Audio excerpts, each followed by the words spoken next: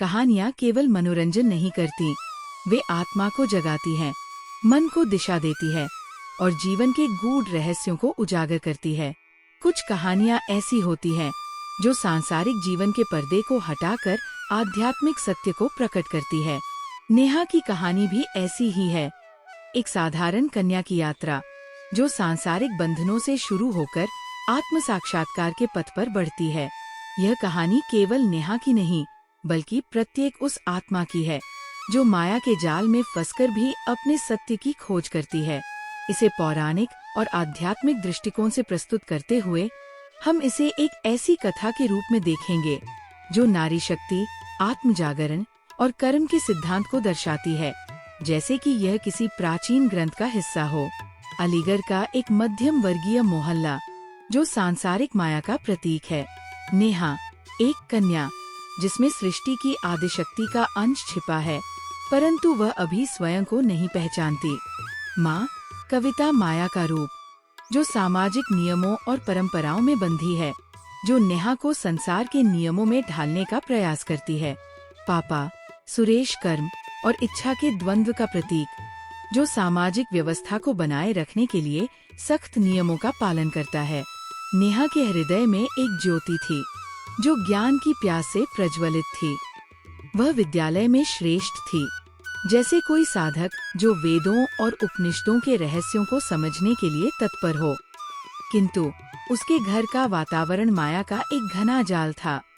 पिता सुरेश का मानना था कि कन्या का जीवन केवल विवाह और गृहस्थी तक सीमित होना चाहिए। उनकी यह मान्यता कर्म के उस नियम को दर्शाती थी जो समाज द्वारा बनाए गए बंधनों को सत्य मान लेता है। माँ कविता जो स्वयं माया के अधीन थी, नेहा को समझाती थी, बेटी संसार में सपने देखना अच्छा है, परंतु वे सत्य नहीं। जो समाज कहता है वही सत्य है। नेहा के मन में यह द्वंद्व था, क्या वह स्वयं को माया के नियमों में ढाले या उस ज्योति को पोषित करे जो उसके भीतर जल रही थी। एक दिन जब उसने दिल्ली विश्वविद्यालय में पढ़ने की इच्छा जताई तो घर में मानो यम और धर्मराज का संवाद शुरू हो गया।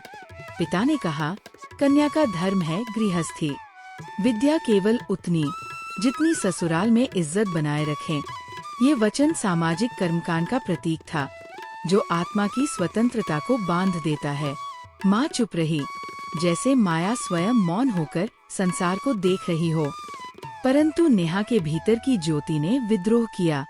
उसने एक चिट्ठी में अपने सपनों को संजोया, जैसे कोई साधक अपने गुरु को अपनी साधना का संकल्प सौंपता है। 12वीं कक्षा में श्रेष्ठ अंक प्राप्त कर वह छात्रवृत्ति के सहारे दिल्ली की ओर चल पड़ी। ये उसकी आत्मिक यात्रा का प्रथम कदम था। ये यात्रा केवल भौगोलिक नहीं, बल्कि आध्यात्मिक थी, जहाँ वह माया के जाल से निकलकर स्वयं की खोज की ओर बढ़ रही थी। दिल्ली ने नेहा को एक नए संसार में ला खड़ा किया।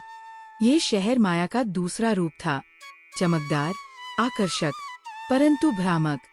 यहाँ की सड़कों, कॉलेज की कक्षाओं और दोस्तों की बातों में एक नई ऊर्जा थी। नेहा ने पहली बार स्वयं को स्वतंत्र महसूस किया।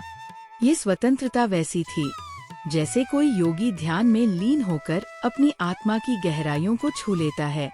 कॉलेज में उसे प्रोफेसरों और सहपाठियों के रूप में नए गुरु मिले। ये गुरु परंपरागत नहीं थे, परंतु इनके विचारों ने नेहा के मन को प्रबुद्ध किया। उसने पत्रकारिता को चुना। यह उसकी साधना थी, जिसके माध्यम से वो संसार की कहानियों को समझना और व्यक्त करना चाहती थी। ये वैसा ही था जैसे कोई ऋषि अपनी तपस्या के द्वारा विश्व के दुखों को समझने का प्रयास करता है। इसी यात्रा में नेहा की मुलाकात आयुष से हुई। आयुष एक ऐसा साधक था जो प्रारंभ में नेहा की आत्मिक खोज का साथी प्रतीत हुआ। वह संवेदनशील था, पढ़ाकू था और कहानियों का प्रेमी था। उनकी मुलाकातें लाइब्रेरी में होती थी, जहां ज्ञान की पुस्तकें उनके बीच सेतु का कार्य करती थी। ये स्थान वैसा ही था जैसे कोई प्राचीन आश्रम, जहां साधक एक दूसरे के साथ संवाद करते हैं। आयुष और नेहा का बंधन गहरा हुआ। आयुष ने एक दिन कहा, तुम्हारी आंखों में अनंत कहानियां हैं, और होठों पर एक गहन चुप्पी। ये वचन नेहा के हृदय को छू गया। जैसे कोई मंत्र जो आत्मा को जागृत करता है। धीरे धीरे उनकी दोस्ती प्रेम में बदल गई। आयुष ने कहा, मैं तुम्हें तुम्हारी तरह ही चाहता हूँ, स्वतंत्र, विचारशील, उड़ान भरने वाली।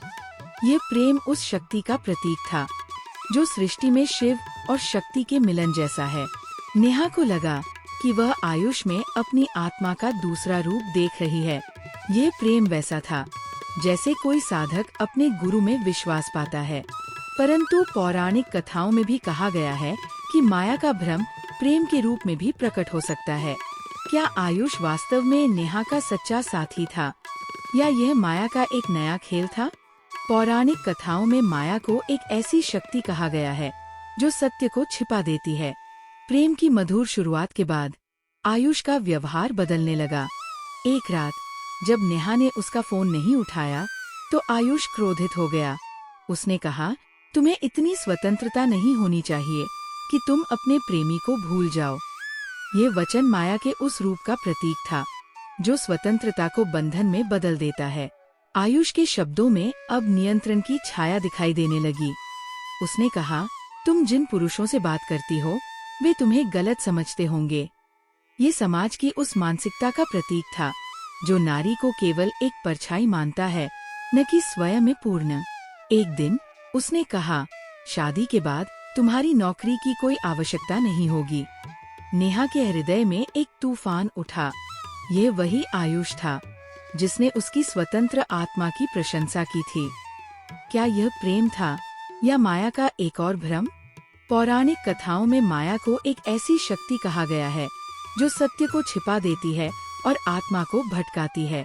नेहा को अब ये स्पष्ट हो रहा था कि आयुष का प्रेम एक शर्त था, न कि सच्चा मिलन। आत्म साक्षात्कार का प्रारंभ। एक संध्या जब आयुष ने कहा, तुम थोड़ा बदल जाओ तो मेरी माँ को भी पसंद आओगी, नेहा का धैर्य टूट गया। ये क्षण वैसा था जैसे कोई साधक ध्यान में अपने अहंकार का सामना करता है। नेहा ने कहा, यदि मुझे बदलना पड़े तो मैं वह नहीं रहूंगी जिससे तुमने प्रेम किया था। और यदि तुम किसी और से प्रेम करते हो तो ये प्रेम नहीं बल्कि एक शर्त है। उस रात नेहा ने पहली बार अपने लिए न कहा। ये केवल आयुष के लिए नहीं बल्कि माया के उस जाल के लिए था जो उसे बांध रहा था। ये क्षण उसकी आत्मिक यात्रा का महत्वपूर्ण मोड़ था। वह समझ गई थी कि सच्चा प्रेम वह है जो आत्मा को मुक्त करता है, न कि उसे बांधता है। ये वैसा ही था जैसे भगवद गीता में भगवान श्री कृष्ण अर्जुन को सिखाते हैं कि सच्चा कर्म वही है जो आत्मा को बंधन मुक्त करता है। आयुष चला गया और नेहा टूट गई, परंतु ये टूटन उसकी आत्मिक मृत्यु नहीं बल्कि पुनर्जनन थी। जैसे सृष्टि में शिव की तपस्या से शक्ति का जन्म होता है, वैसे ही नेहा की यह टूटन उसकी आत्मशक्ति को जागृत करने वाली थी। उसने अपनी कहानी एक ब्लॉग पर लिखी जिसका शीर्षक था, उसने मुझे चाहा पर मेरी नहीं। ये ब्लॉग लाखों नारियों की आवाज बन गया। टिप्पणियां आई, तुमने मेरी कहानी लिख दी। नेहा की ये साधना अब केवल उसकी नहीं बल्कि समस्त नारी जाति की साधना बन गई थी। वह एक लेखिका बनी जो टीवी शो में अपनी बात रखती थी, कॉलेजों में व्याख्यान देती थी और अन्य कन्याओं को आत्मसम्मान का पाठ पढ़ाती थी। ये वैसा ही था जैसे कोई साधक अपने ज्ञान को विश्व के साथ साझा करता है। नेहा की कहानी को पौराणिक दृष्टिकोण से देखें तो ये आदिशक्ति दुर्गा के जागरण की कथा है। नेहा के भीतर की ज्योति वह शक्ति थी जो माया के असुरों, सामाजिक बंधनों, परंपराओं और भ्रामक प्रेम से युद्ध करती है। पिता सुरेश और माँ कविता समाज के उन नियमों का प्रतीक थे जो नारी को बांधते हैं। आयुष माया का वह रूप था जो प्रेम के नाम पर आत्मा को नियंत्रित करता है। नेहा की यात्रा उस साधना की तरह थी जो एक साधक को आत्म साक्षात्कार की ओर ले जाती है। उसका विद्रोह, उसका दिल्ली जाना और अंततः आयुष से मुक्ति, ये सब उसकी आत्मिक शक्ति के जागरण का प्रतीक था। जैसे दुर्गा ने महिषासुर का वध किया, वैसे ही नेहा ने माया के बंधनों को तोड़ा। नेहा की कहानी हमें भगवद गीता के उस सिद्धांत की याद दिलाती है जो कहता है, स्वधर्मे निधन श्रेय परधर्मो भयावह अपने धर्म का पालन करना श्रेयस्कर है, पर धर्म भयावह है। नेहा ने अपने स्वधर्म, अपनी आत्मा की आवाज का पालन किया। उसने माया के भ्रम को पहचाना और स्वयं को मुक्त किया। पौराणिक कथाओं में नारी को शक्ति का रूप माना गया है। नेहा की कहानी यही दर्शाती है कि प्रत्येक नारी के भीतर वो शक्ति है जो माया के जाल को तोड़ सकती है। ये शक्ति केवल बाहरी बंधनों से मुक्ति नहीं दिलाती, बल्कि आत्मा को उसके सत्य से जोड़ती है।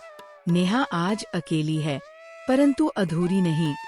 उसने अपना रास्ता स्वयं बनाया। शायद वह रास्ता सीधा नहीं था, परंतु वह उसका था। ये रास्ता आत्म साक्षात्कार का रास्ता था, जो प्रत्येक आत्मा को अपने सत्य तक ले जाता है। यदि कोई रिश्ता या बंधन तुम्हारी आत्मा को मिटाने की मांग करता है, तो वो रिश्ता नहीं, बल्कि माया का बंधन है। सच्ची स्वतंत्रता वह है जो तुम्हें तुम्हारी आत्मा से जोड़े। नेहा की कहानी हमें सिखाती है कि जीवन एक तपस्या है। माया के भ्रम, चाहे वो सामाजिक बंधनों के रूप में हो, चाहे प्रेम के भ्रामक रूप में, आत्मा को भटकाते हैं। परंतु जो आत्मा अपनी ज्योति को पहचान लेती है, वह माया के जाल से मुक्त होकर अपने सत्य को प्राप्त करती है। यह कहानी प्रत्येक नारी, प्रत्येक आत्मा को प्रेरित करती है कि वे अपने भीतर की शक्ति को जागृत करें और अपने रास्ते स्वयं बनाएं।